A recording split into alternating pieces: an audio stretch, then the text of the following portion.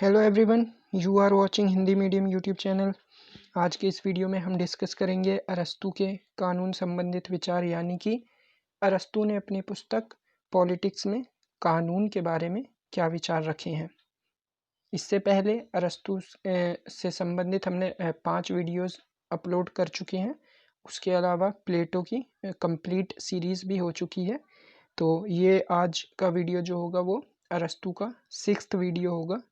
तो अगर आपने इससे पहले के वीडियो नहीं देखे हैं तो आप उनको देख सकते हैं। तो आज हम डिस्कस करेंगे अरस्तू के जो कानून संबंधित विचार हैं, यानी कि कानून के बारे में अरस्तू ने अपने क्या विचार रखे हैं। अगर आपको इस वीडियो का पीडीएफ चाहिए तो वो आप इस टेलीग्राम लिंक से जाकर डाउनलोड कर सकते हैं। ये लिंक मैं डिस्क्रिप्शन बॉक्स में डाल दूंगा। तो आज का वीडियो शुरू करते हैं।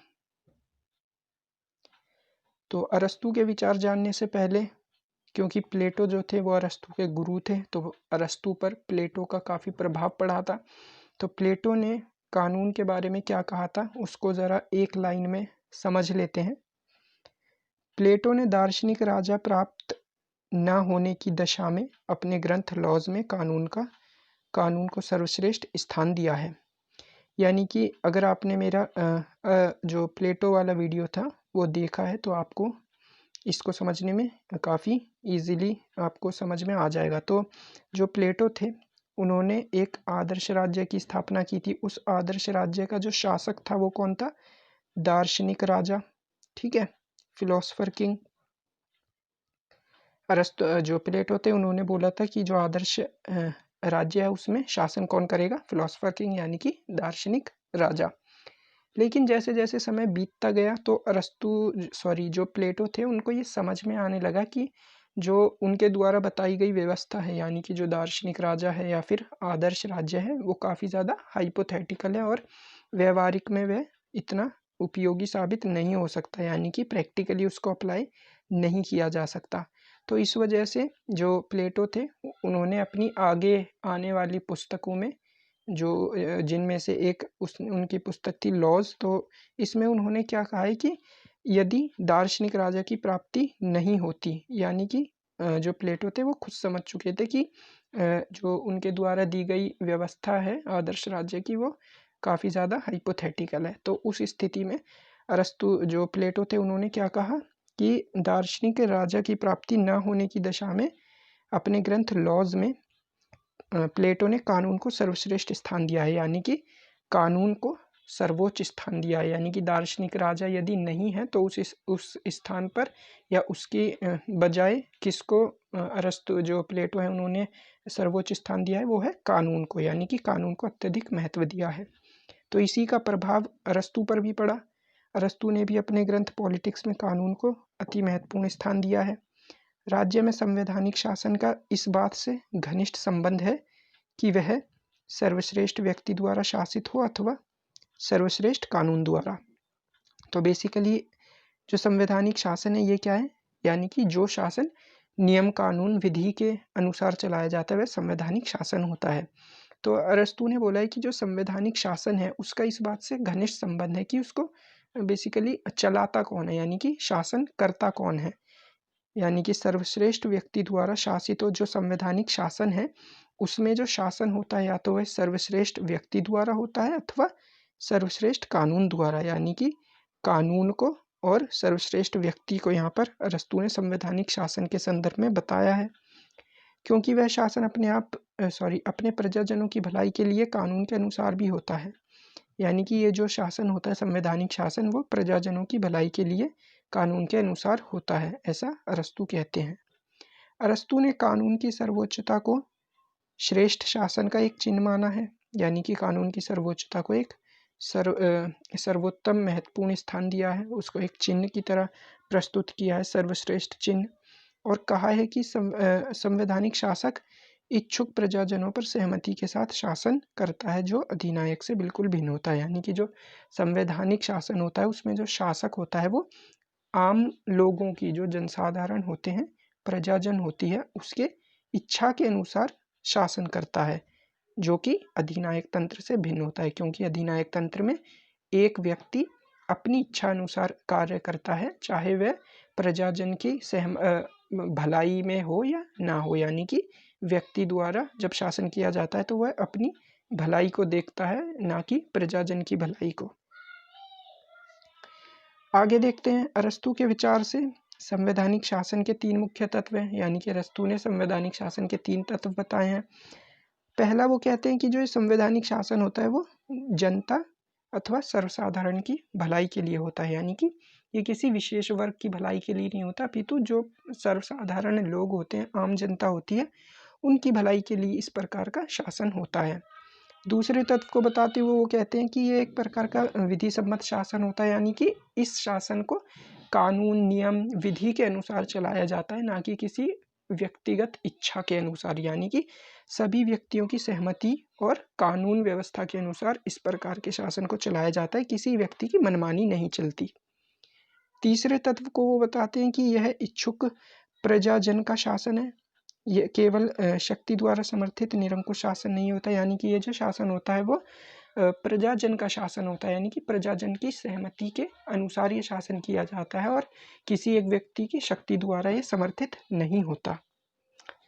अच्छा, यहाँ पर अरस्तू का कुछ कॉन्ट्राडिक्ट भी दिखता है, वो क्या है कि अरस्तू ने संवैधानिक शासन की विशेषताओं का स्पष्ट रूप से उल्लेख किया है, ठीक है, जैसे कि अभी हमने ये यहाँ पर देखा।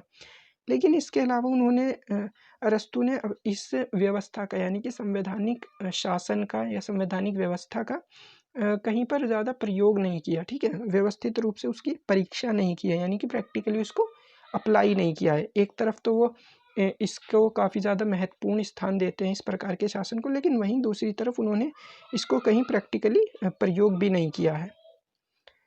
तो आगे देखते हैं, अरस्तू का मानना है कि जो कानून की संप्रभुता के समर्थक अरस्तू, यानी कि जो कानून के संप्रभुता के समर्थक अरस्तू हैं, अरस्तू की कानून की परिभाषा व्यापक एवं सकारात्मक है, यानी कि अरस्तू ने अपने जो कानून की परिभाषा दी है वो परिभाषा काफ़ी व्यापक, यानी कि वृहद, यानी कि बड़ी, और सकारात्मक यानी कि पॉजिटिव है। तो किस प्रकार से अरस्तू ने कानून को परिभाषित किया है, तो देखते हैं। अरस्तू ने कानूनों को उन समस्त बंधनों का नाम दिया है जिसके अनुसार व्यक्तियों से कार्यों का नियमन होता है। तो ये परिभाषा दी है अरस्तू ने कानून की, यानी कि ऐसा बंधन जिसके अनुसार व्यक्तियों से कार्यों का नियमन होता है। आगे अरस्तू बताते हैं कि अरस्तू ने कानून और बुद्धि को एक समान माना, यानी कि अरस्तू के अनुसार कानून और बुद्धि क्या है, एक समान है, ठीक है। उसके अनुसार विवेक, बुद्धि मानव कार्यों के नियमन के लिए आध्यात्मिक बंधन है। इस प्रकार नीति और कानून दो समानार्थक संज्ञाएं हैं, यानी कि अरस्तू ने कानून और बुद्धि को एक समान महत्व दिया है, ठीक है। और इसके साथ ही उन्होंने जो नीतियां हैं, पॉलिसीज हैं और कानून, इन दोनों को क्या बोला, एक तरह के समानार्थी हैं ये दोनों एक दूसरे के, ठीक है, जिसको साइनोनिम वर्ड बोलते हैं, पर्यायवाची हैं। तो इस प्रकार से अरस्तू ने बुद्धि और कानून को काफ़ी महत्व दिया और उनको एक समान माना है। अरस्तू की मान्यता ये भी है कि जो नैतिक जीवन का लक्ष्य है वह क्या है, सद्गुणी जीवन को पाना, यानी कि जो नैतिक जीवन का लक्ष्य होता है वो होता है सद्गुणी जीवन को पाना, यानी एक अच्छे जीवन की प्राप्ति करना।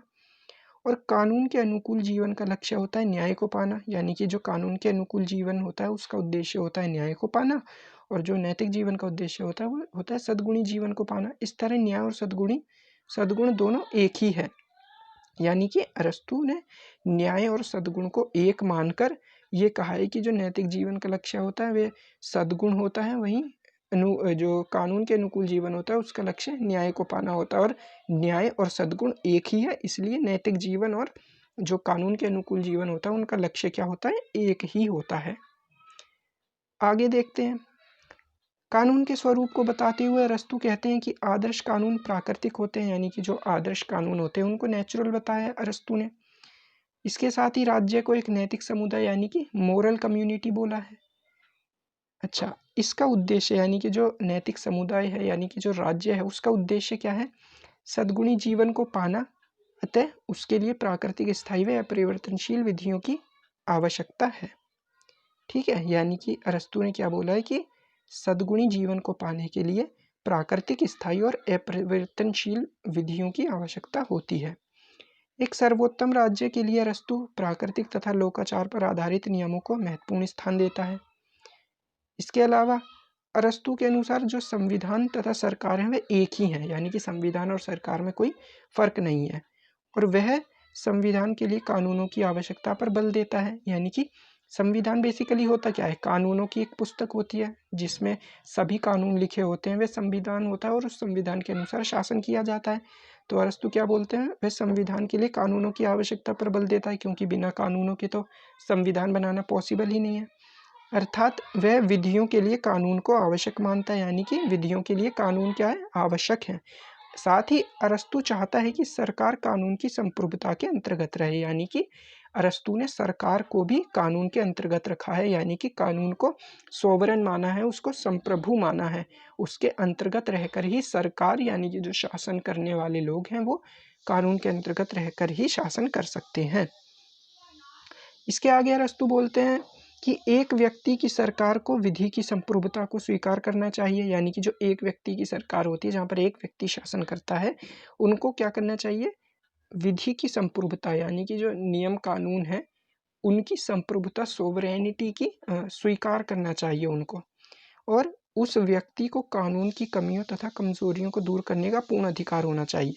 ठीक है, तो यहाँ पर अरस्तू क्या कहते हैं कि एक ही व्यक्ति को किसी भी कानून में या जो भी विधि के जो संप्रभुता है तो उसमें यदि कोई कमजोरियां या कुछ खामियां हैं तो उसको सुधार करने का अधिकार भी एक ही व्यक्ति के पास होना चाहिए। इस स्टेटमेंट में अरस्तू ये बोलते हैं, लेकिन वहीं इसके आगे अरस्तू इसका कॉन्ट्राडिक्शन स्टेटमेंट देते हैं और इसको बदल देते हैं, इसके विपरीत बोलते हैं और कहते हैं कि अरस्तु इस मत के विपरीत दूसरे मत का प्रतिपादन भी करता है, यानी कि इस ऊपर वाले मत के विपरीत में यहाँ पर अपना दूसरा मत भी प्रस्तुत करते हैं। वो क्या है, इस दूसरे मत के अनुसार वह कमियों तथा कमजोरियों को दूर करने का अधिकार एक व्यक्ति को ना देकर अनेक व्यक्ति को देता है। यानी कि यहाँ पर क्या बोलते हैं अरस्तु कि यदि कोई जो कानून है उसमें कुछ कमियां या खामियां हैं तो उनको एक व्यक्ति को उसका अधिकार नहीं देना चाहिए, यानी कि उन कमियों को सुधारने के लिए किसी एक व्यक्ति को सारी जिम्मेदारी नहीं देनी चाहिए, बल्कि जो व्यक्ति का समूह है और अनेक व्यक्तियों को इस प्रकार की जिम्मेदारी देनी चाहिए। इस मत के अनुसार अरस्तु कहता है कि व्यक्ति चाहे जितना कितना ही योग्य एवं सद्गुणी क्यों ना हो, किंतु वह गारंटी नहीं दे सकता कि उसका पुत्र अथवा उत्तराधिकारी भी उतना ही योग्य एवं सद्गुणी होगा।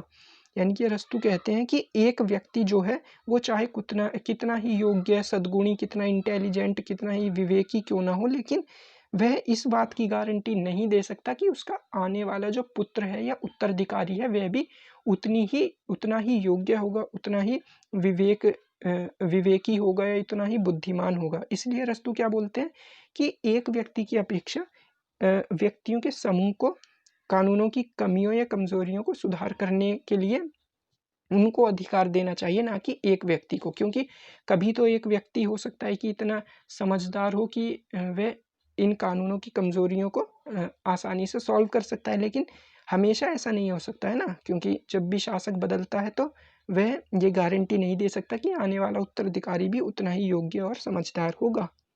तो यही ध्यान में रखते हुए अरस्तु कानून की संप्रभुता को स्थापित करता है, यानी कि कानून सर्वोच्च है। आगे देखते हैं, अरस्तु का मत है, ठीक है, अरस्तु का मत है कि कानून मानव को पूर्ण बनाने के लिए आवश्यक है, यानी कि मानव जो है कानून के बिना अधूरा है, क्योंकि कानून युगों के उचित अनुभवों तथा बुद्धिमत्ता का साकार रूप है। कानून में ऐसा निराकार गुण है जिसे बुद्धिमान से बुद्धिमान व्यक्ति भी प्राप्त नहीं कर सकता, यानी कि कानून एक ऐसा निराकार गुण है, एक ऐसी विशेषता है जिसको अच्छे से अच्छा बुद्धिमान व्यक्ति भी उसको प्राप्त नहीं कर सकता। कानून का शासन केवल भगवान और बुद्धि का शासन है, यानी कि जो कानून का शासन होता है वो भगवान और बुद्धि के शासन के समान है।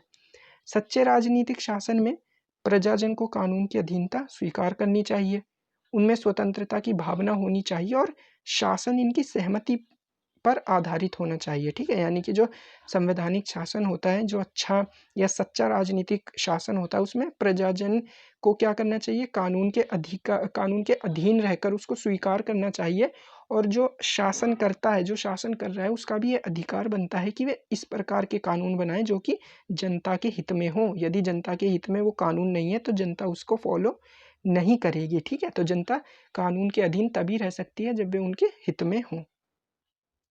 तो ये था आज का लेक्चर, ये है आपका होमवर्क क्वेश्चन। तो क्वेश्चन है, सामाजिक बुद्धिमत्ता का बढ़ता हुआ संग्रह कानून और परंपरा में निहित है। ये एक अरस्तू की स्टेटमेंट है। इसी लेक्चर से रिलेटेड ये क्वेश्चन दिया है मैंने 150 वर्ड्स में, आप इसको घर पर ट्राई कर सकते हैं। आई होप आपको आज का वीडियो अच्छा लगा होगा। सो अगर आपको इसका पीडीएफ चाहिए तो वो आप टेलीग्राम लिंक से जाकर उसको डाउनलोड कर सकते हैं। Thank you so much for watching this video. Have a nice day.